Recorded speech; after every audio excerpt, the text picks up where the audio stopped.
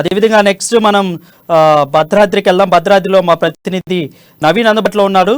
దొంగతనాలతో అక్కడ ప్రజలు హడలెత్తిపోతున్నారు. విచిత్రం ఏంటంటే పోలీస్ స్టేషన్కు కూతవేరట్టు దూరంలో ఉన్న గ్రామస్తుల్లో కూడా ఇలాంటి భయం ఏర్పడింది. అంటే పోలీస్ స్టేషన్ దగ్గరే ఉంది, అయినా కానీ ఇక్కడ దొంగతనాలు యథేచ్ఛగా జరుగుతున్నాయి.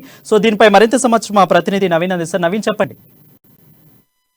Thank you Varun. ఏదైతే నేలకొండపల్లి ప్రజలైతే ఈ యొక్క వరుస దొంగతనాలతో అయితే భయభ్రాంతులకు గురవుతున్నారని చెప్పొచ్చు. ముఖ్యంగా మనం చూసుకుంటే ఏదైతే నేలకొండపల్లిలో జరిగినటువంటి అనేక దొంగతనాలలో కూడా ఇప్పటికీ అంటే వాటిని ఛేదించలేకపోవడం, అంటే పోలీస్ శాఖ వారు దానిని ఛేదించకపోవడంలో ఈ యొక్క ప్రజలైతే అంటే ఒక అంటే క్వశ్చన్ మార్క్ గా చూస్తున్న పరిస్థితి అయితే ఉంది. ఎందుకంటే ఖమ్మం జిల్లాలో ప్రతి ఒక్క అంటే ఏ చిన్న కేసును కూడా పోలీసులు వదిలిపెట్టకుండా క్షణాలలో వాటిని అంటే అంటే ఎవరైతే నిందితులు ఉన్నారో వారిని పట్టుకుంటున్న పరిస్థితులలో, కానీ దానికి భిన్నంగా ఈ యొక్క నేలకొండపల్లిలో పరిస్థితి అయితే ఉంది. ఎందుకంటే పోలీస్ స్టేషన్ కి కూతవేటులోనే వరుసగా 6 చోరీలు ఒకటే రోజు జరగడం అనేది ఒక అంటే 6 చోరీలు వరుసగా జరగడంతో అక్కడ పోలీసులు అదే విధంగా జరిగిన అనే చాలా రోజులు అవుతున్న పరిస్థితులలో కూడా అక్కడ పోలీసులు అయితే ఈ కేసును అయితే ఇంకా తేల్చని పరిస్థితి అయితే ఉంది. అంటే ముఖ్యంగా మనం చూసుకుంటే నిఘా వ్యవస్థ అయితే నిద్రపోతున్నట్టుగా మనం చెప్పొచ్చు. ఎందుకు అంటే అక్కడ సీసీ కెమెరాల ఫుటేజ్లలో ఎవరైతే దొంగతనాలు చేశారో వారిని బయట అంటే వారు తెలిసినప్పటికీ కూడా వారిని పట్టుకోలేకపోతున్నారా అనే ప్రజల్లో అయితే ఒక ప్రశ్న కూడా వెలువడుతున్నట్టు చూడొచ్చు. ముఖ్యంగా మనం చూసుకుంటే నేలకొండపల్లి ఆ గ్రామ పరిస్థితులు వాళ్ళ యొక్క ప్రజల యొక్క పరిస్థితి ఎలా ఉంది అంటే ఏదైనా పెళ్లిళ్ళకు కానీ ఏదైనా శుభకార్యాలకు వెళ్ళాలి అనుకుంటే ఇంట్లో ఒకరిని అంటే వారి ఇంట్లో ఒకరిని పెట్టి మరీ వెళ్లాల్సిన పరిస్థితి ఏర్పడింది. ఎందుకంటే ఇంతకు ముందు రాత్రులు పడే దొంగలు ఇప్పుడైతే పట్టపగల ఇళ్లలో పడి వాటికి సంబంధించిన గోల్డ్ కావచ్చు, లేకపోతే ఇంట్లో సామాన్లు చివరికి అంటే హోటల్స్ లో చివరికి పెనాలు కూడా ఎత్తుకపోయే పరిస్థితి ఏర్పడిందని కూడా చెప్పొచ్చు.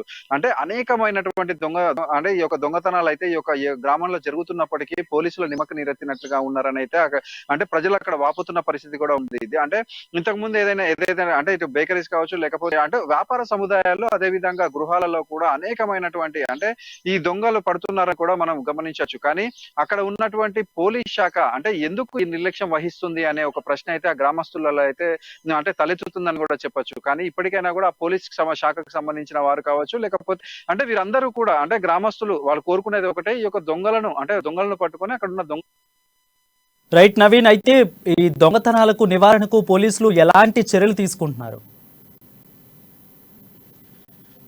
మొత్తం అటు ఖమ్మం జిల్లాలో చూసుకుంటే ప్రతి ఒక్క అంటే ఈవెన్ మర్డర్ కేసుల్ని కూడా తెల్లారి వరకు తేల్చుతున్న పరిస్థితి, అంటే పోలీసులు అయితే అంత సీరియస్ యాక్షన్స్ తీసుకుంటున్న పరిస్థితి ఉంది.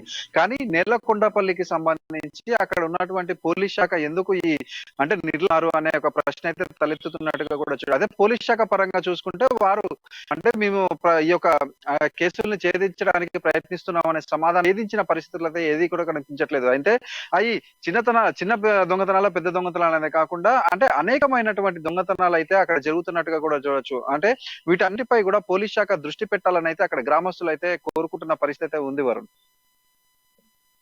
నవీన్, ప్రజలకి పోలీసులు ఎలాంటి సూచనలు ఇస్తున్నారు? అంటే మీరు క్రమబద్ధంగా ఉండండి, మేము చూసుకుంటాము, లేదంటే దొంగలు పట్టుకుంటాము అంటే ఎలాంటి సూచనలు ఇస్తున్నారు?